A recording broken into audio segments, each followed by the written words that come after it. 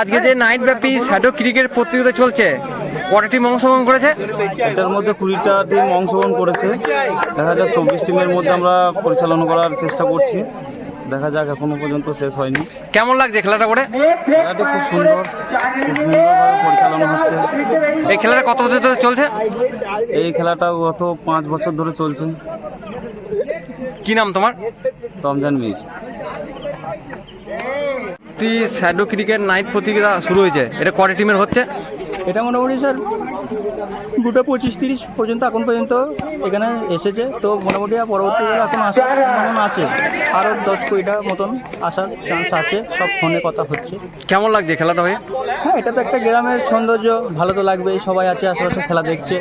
হ্যাঁ, তো জিনিসটা একটা উদ্যোগ ভালো। তো নিউ সেভেনস্টার ক্লাবের পক্ষ থেকে খেলাটা ছাড়া হয়েছে, প্রতি বছরই ছাড়া হয়।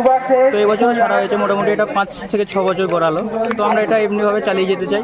আর আমাদের গ্রামে এটা একটা, আমাদের এই সেভেনস্টার ক্রিকেট টিম এটা ভালো, মানে কোয়ালিটি, মানে আমাদের এটা করতে চাই, সারা বছর চালাতে চাই। বাস, এটাই হচ্ছে আমাদের ভালো। তোমার পরিচয়?